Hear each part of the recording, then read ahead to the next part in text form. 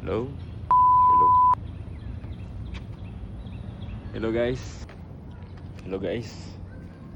Macam korang tengok tadi, kita tak boleh main tarau. Dia punya how the journey was like. Sorry, how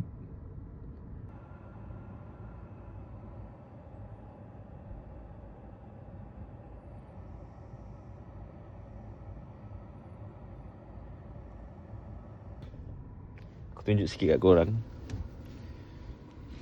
Kita nak tengok macam mana perjalanan kita. So basically kita ada apps, okay, dan dia akan bagi tahu korang lah, recommend kat mana kau nak charge. So aku pilih Berang.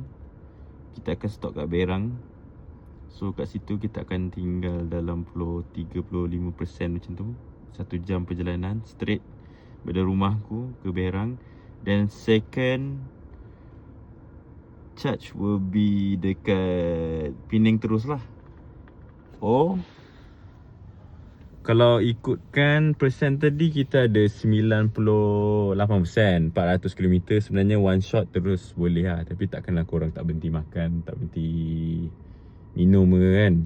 So kita akan berhenti kat Berang as we plan. So pakai EV car kita memang kena plan, tak boleh main pergi je.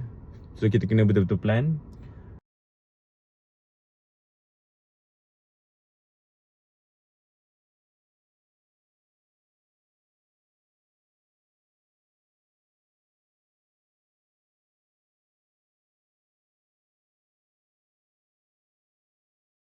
Okay guys, kita dekat Berang. So this is the first stop after depart dari rumah tadi. So aku gerak lambat sikit as a plan.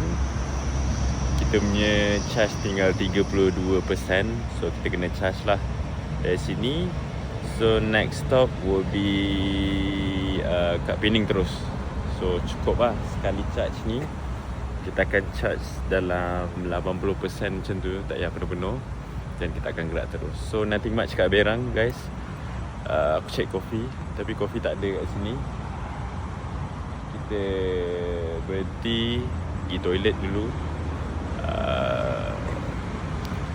segar-segarkan badan, dan kita terus gerak.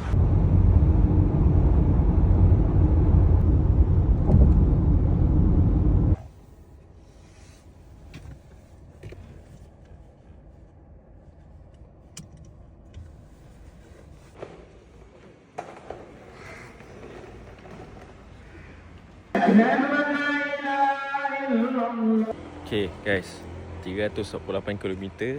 Now kita dah sampai Penang. Kita berhenti satu kali je tadi kat Berang, dan terus shoot ke Penang. So ngam-ngam je sampai sini ada dalam 15%. So aku tak tahu nak charge kat mana, tapi at least kita dah makan nasi kandar dulu kat nasi kandar beratur. Lepas ni kita akan cari charger. Okay, kita dah jumpa tempat charger kita. Comel je, isi handal.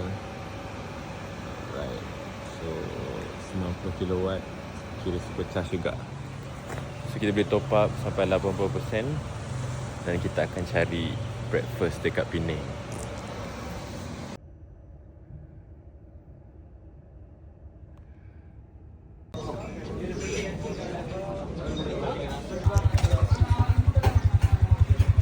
Okay, masih pagi lagi kat Penang.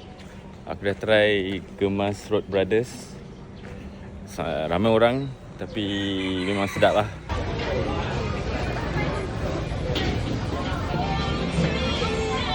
Apa bela? Ya bang.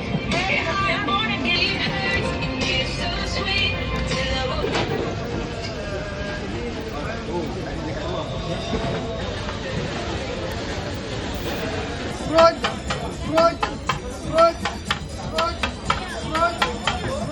Boleh lah, jadi kau dia kira.